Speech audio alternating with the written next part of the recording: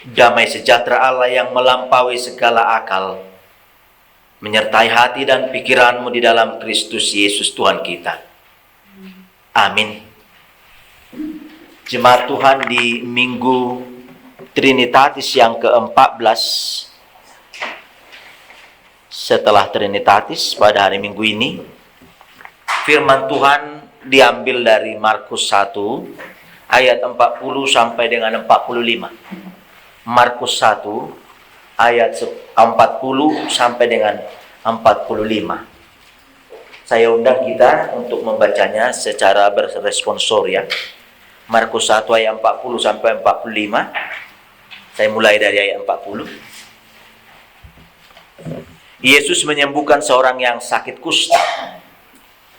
Seorang yang sakit kusta datang kepada Yesus dan sambil berlutut di hadapannya, ia memohon bantuannya.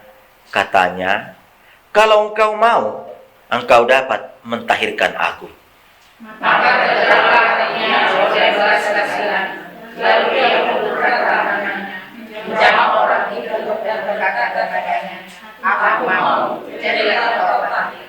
Seketika itu juga lenyaplah penyakit kusta orang itu dan ia menjadi tahir. Segera ia menyuruh orang itu pergi dengan peringatan keras. Ingatlah, janganlah engkau memberitahukan apa-apa tentang hal ini kepada siapapun. Tetapi pergilah, perlihatkanlah dirimu kepada imam dan persembahkanlah untuk pentahiranmu persembahan yang diperintahkan oleh Musa sebagai bukti bagi mereka. Tetapi orang itu pergi meninggalkan peristiwa itu dan mengajarkan di mana-mana, sehingga Yesus tidak tahu lagi kalau akan masuk ke dalam kota. Ia tinggal di luar di tempat yang sepi. Namun orang sudah datang kepada dan dari segala penjuru. Demikian firman Tuhan. Kasih Kristus, penyembuhan kembali menjadi bagian daripada pemberitaan firman Tuhan saat ini. Penyembuhan dari seorang penyakit kusta. Kalau kita lihat di sini, sebetulnya dia hanya meminta pentahiran. Tetapi justru Yesus menambahkan, bukan hanya pentahiran, tetapi bahkan lebih, penyembuhan. Mari kita lihat bagaimana proses ini terjadi. Yesus memberikan melebihi apa yang dibutuhkan oleh orang ini. Kalau pentahiran berarti melepaskan daripada kuk atau beban yang menimpa dia, atau melegalkan yang sudah ilegal. Artinya dia sudah ilegal karena dia sudah terasing. Tetapi Yesus datang, Yesus masuk, dan Yesus membaharui. Sehingga si orang kusta ini legal di depan orang dan bahkan terlebih di hadapan Tuhan. Kekasih Kristus, mari kita mencoba melihat ada apa rupanya dengan orang yang sakit kusta ini sehingga dia termasuk orang yang disisihkan di paduru dalam bahasa daerah, dalam community.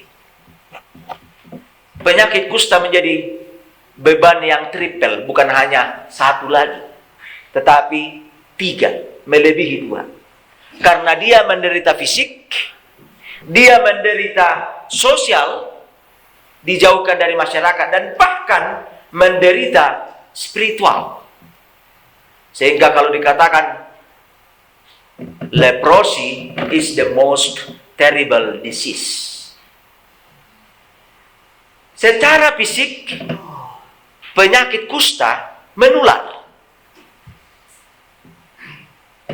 Dan bahkan dapat mempengaruhi orang yang di sampingnya, di sekitarnya.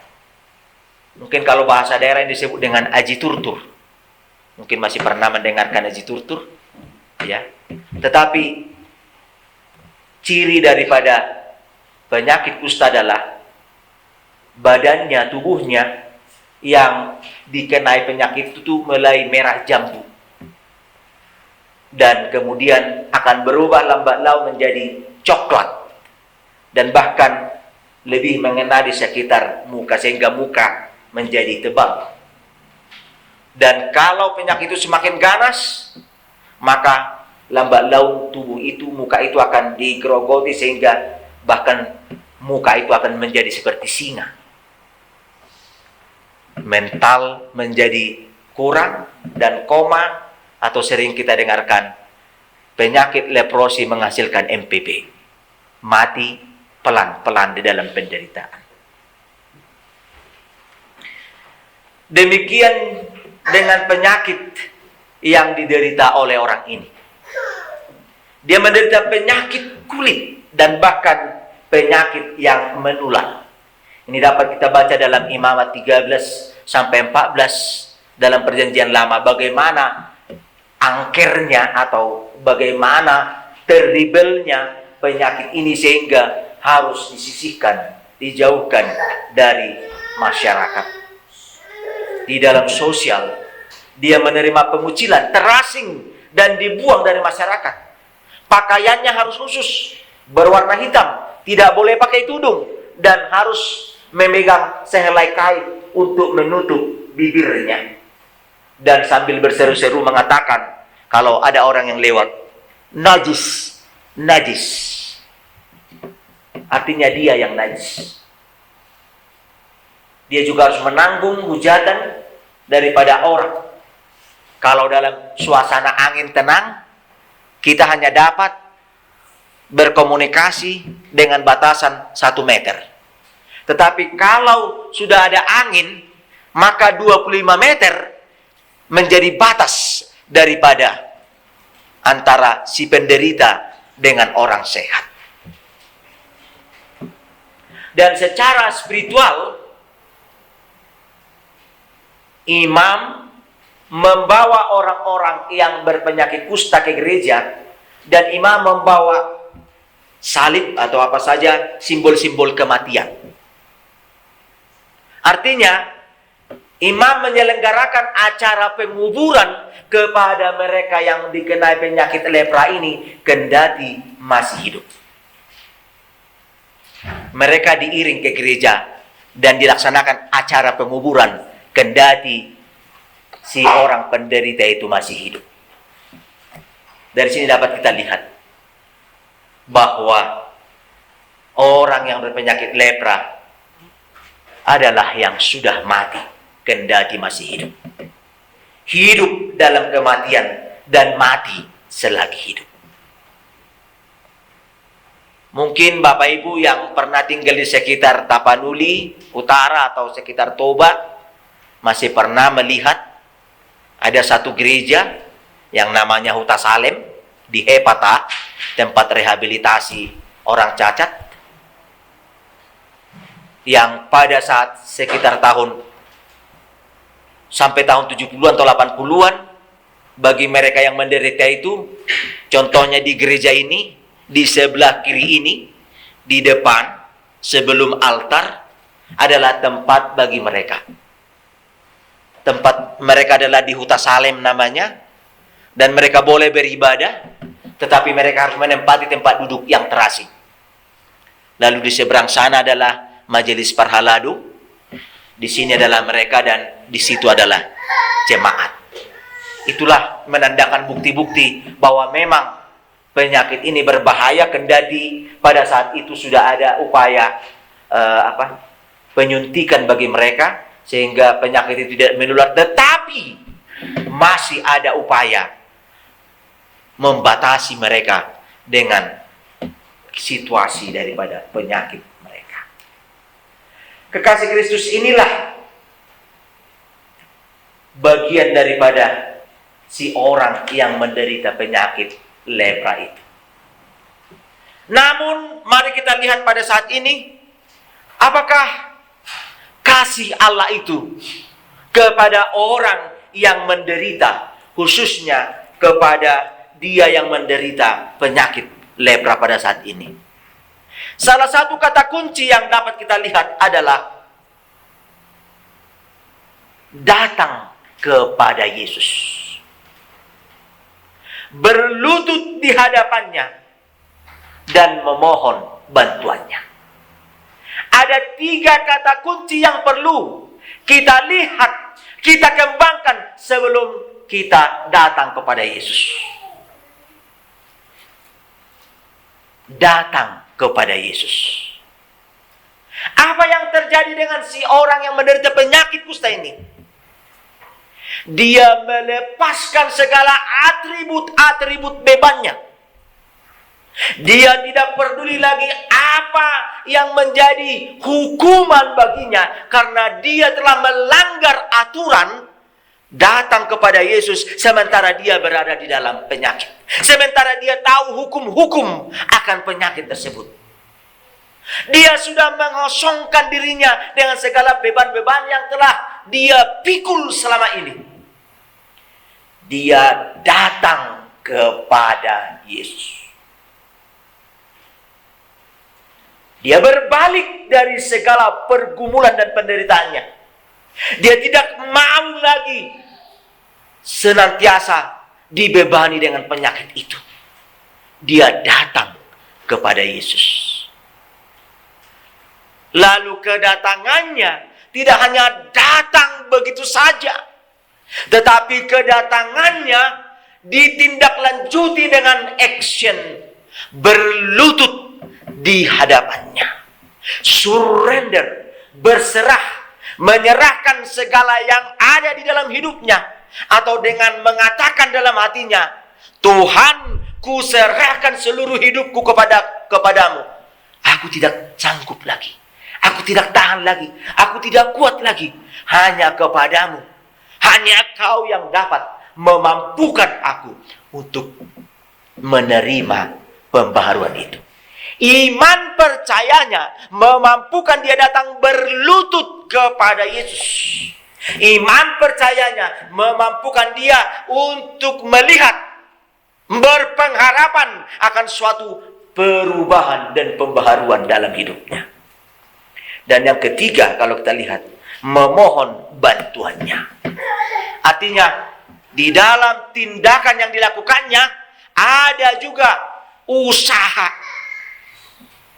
Usaha dalam arti bahwa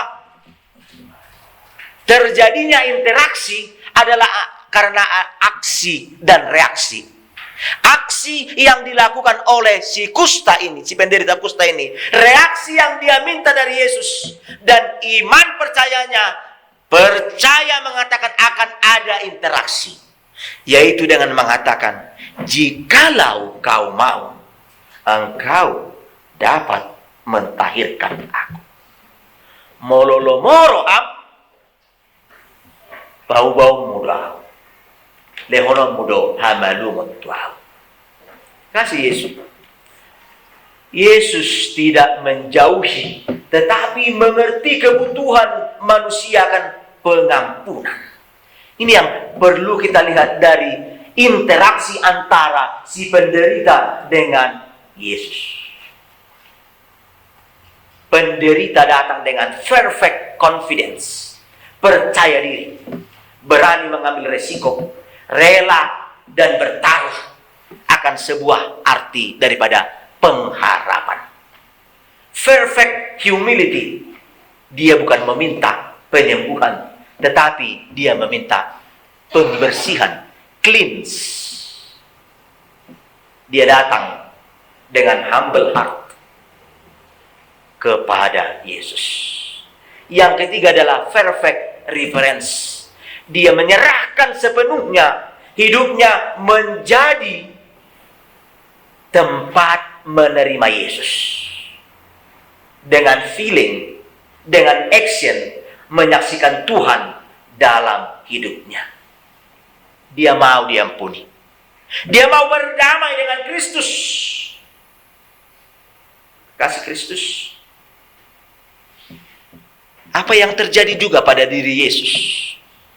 Karena apa yang dialami oleh si penderita kusta ini juga adalah aksi yang menimbulkan reaksi kepada Yesus.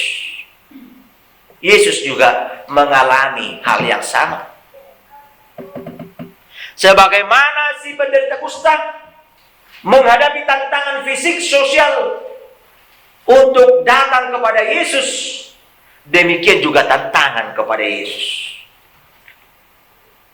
Tantangan kepada Yesus.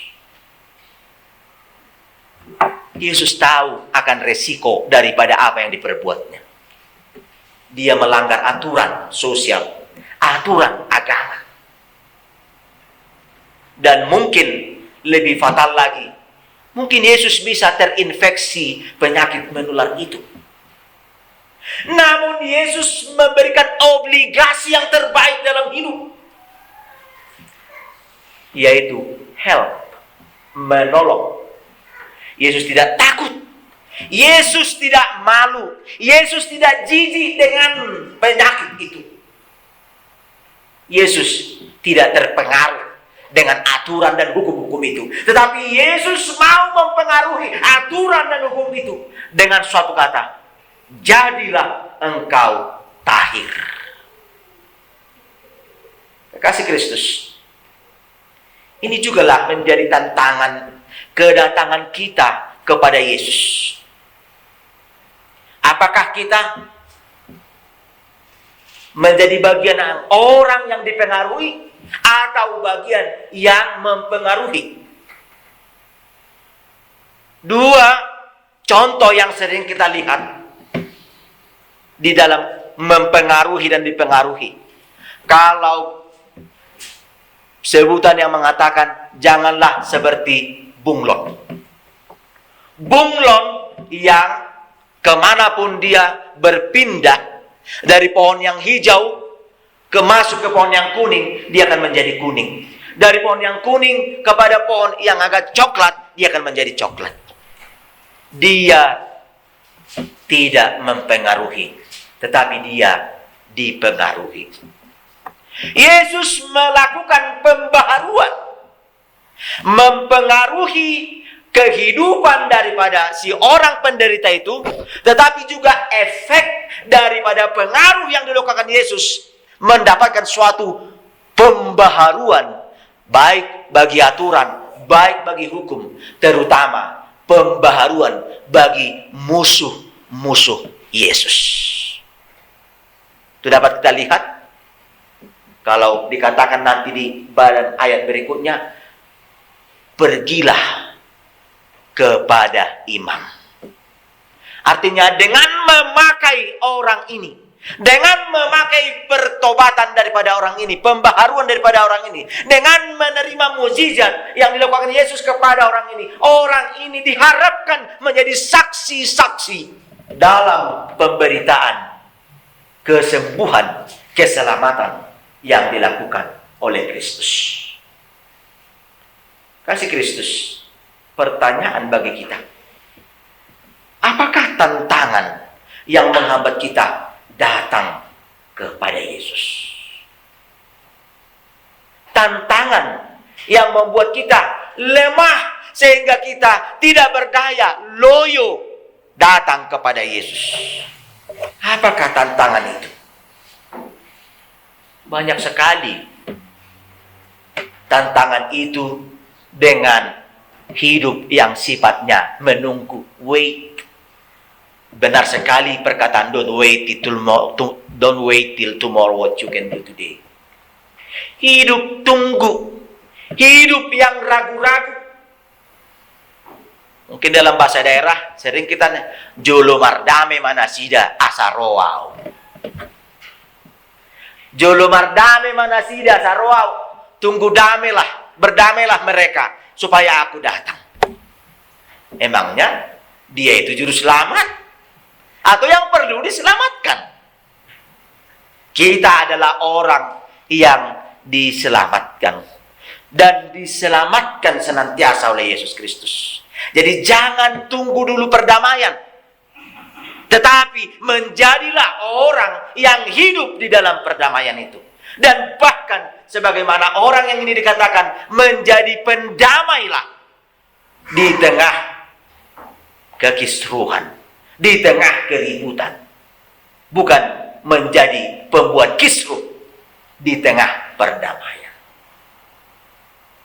Mungkin ada juga orang mengatakan, ajolo monang loto ma asahuleon persembahan tu gereja. Tunggu dulu menang, saya dapat loto atau apa saja, powerball atau apa saja namanya, baru aku memberikan persembahan. Jangan-jangan setelah dapat loto lupa, ya? Yang diingat adalah kembali ke loto, dari loto, oleh loto, dan untuk loto. Karena memang begitu, itu lingkarannya, ya. Sulit sekali untuk masuk ke dalam kerajaan Allah.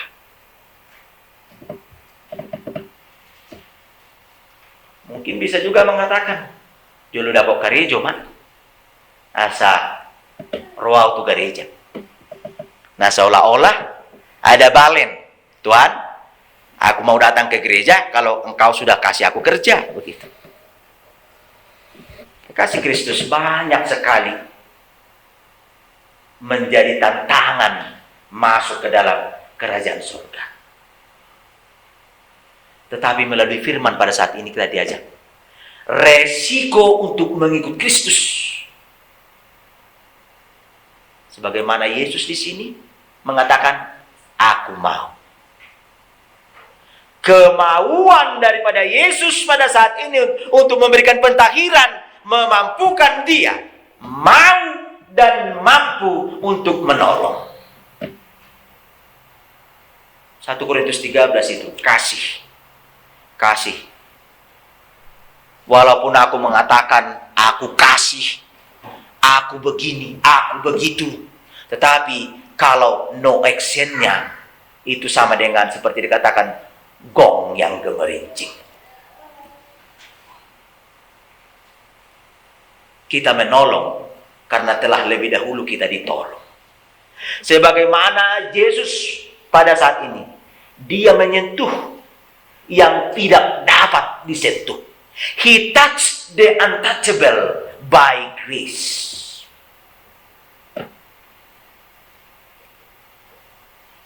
Kalau hukum mengatakan, sudahlah, dia adalah penyakit yang kena kutuk atau karma atau saja apa saja. Tetapi dalam Yesus mari kita lihat, belajar dari apa yang dilakukan Yesus. Dia mau dan mampu untuk memaafkan dan mengampuni.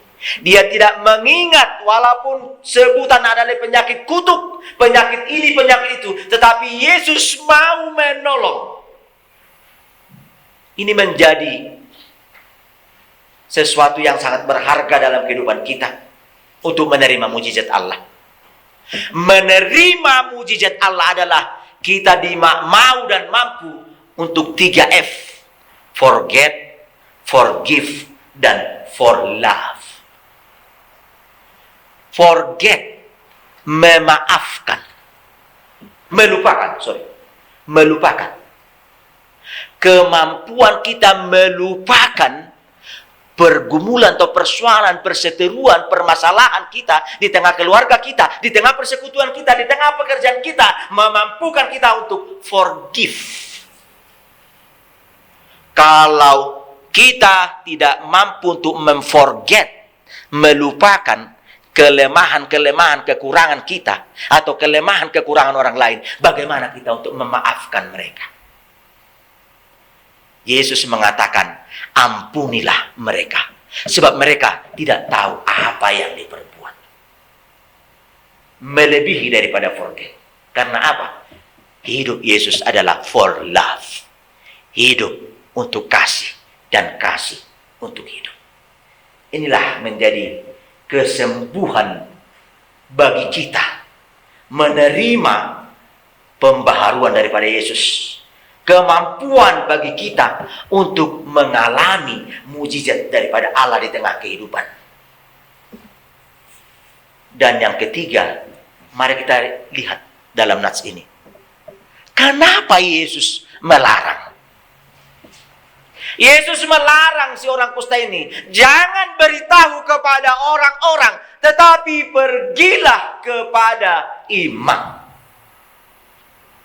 Banyak kita mengatakan itu adalah rahasia mesianis. Seperti yang dikatakan, belum tiba saatnya.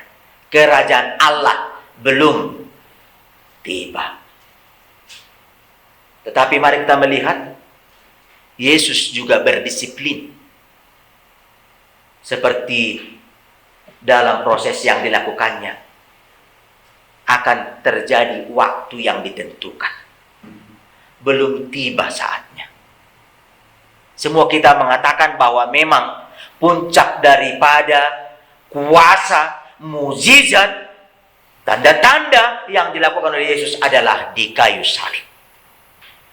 Itulah puncak daripada kuasa kasih-Nya, salib dan kebangkitan. Yesus mengingatkan orang ini untuk datang kepada imam. Sebagaimana dikatakan tadi, bukan hanya sebatas menunjukkan bahwa dia sudah tahir, tetapi melebihi daripada pentahiran yang dilakukan Yesus. Tetapi yang terutama adalah membawa kabar keselamatan. Yesus mengutus orang yang sudah dimurnikan ini, ditahirkan ini, menerima keselamatan pertama sekali, lalu membawa dan membagikan keselamatan. Kepada siapa? Bukan hanya kepada seorang sesama seiman, tetapi lebih daripada itu, kepada orang yang menolak. Jadi lebih tegas lagi. Setelah kita menerima berkat, setelah menerima pembaharuan daripada Tuhan, kita tidak boleh menyimpan berkat itu saja. Tapi kita harus membagi dan menyaksikan berkat yang telah kita terima, agar semua percaya, agar semua selamat, agar semua mendapatkan kebebasan seperti dia yang diperbaharui itu, agar mendapatkan pengampunan dan pembaharuan. Hanya satu diingatkan pada saat ini, dan juga ini menjadi peringatan bagi kita. Memang kalau kita pada suatu saat tiba-tiba mendapatkan rezeki nomplok, boleh jadi kita tidak sadar, histeris, atau mungkin menjadi seseorang yang agak terheran-heran, termangu-mangu mendapatkan berkat itu. Mungkin orang ini mengalami seperti itu, karena dia sudah lepas dari derita, gembiranya meluap-luap, sehingga apa yang terjadi? Yesus memang sudah mengingatkan, jangan pergi ke orang banyak, tetapi pergi kepada imam.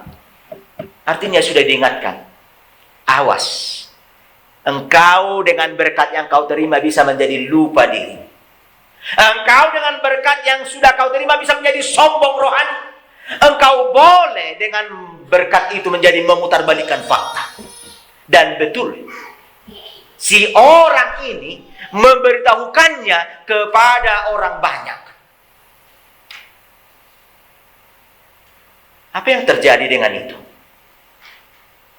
Satu hal yang terjadi adalah secara sadar atau tidak sadar, dia sudah menghambat kedatangan kerajaan Allah kepada orang-orang lain. Karena apa? Yesus akhirnya menyingkir. Pada saat itu, Yesus tidak dapat lagi datang ke tempat-tempat tertentu, tetapi dia harus menyingkir. Karena apa?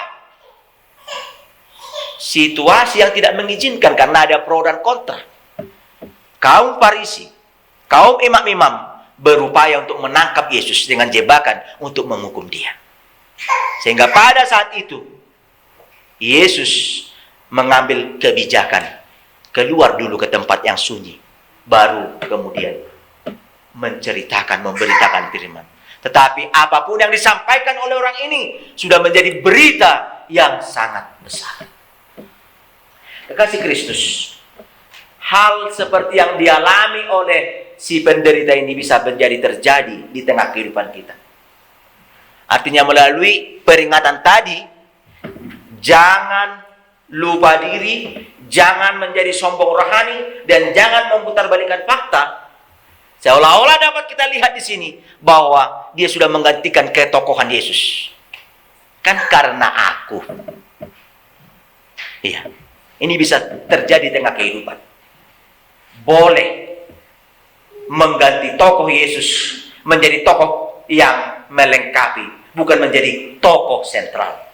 Dengan mengatakan, ayala niaudo ubanda jadi sasudenai. Hanya karena aku, sehingga itu bisa. Kasih Kristus. Yesus mengingatkan kepada orang yang sudah mendapatkan kesembuhan ini. Dan Yesus mengingatkan kita sekarang, tujuanmu, saya telah menerima berkat, adalah untuk melayani. Don't talk too much, but talk about love. Ini yang memampukan kita pada saat ini menerima berkat-berkat pembaharuan daripada Tuhan. Be a witness with listening and doing. Menjadi saksi-saksi dengan mendengar dan melakukan. Inilah mujizat firman Tuhan dalam kehidupan kita. Amin.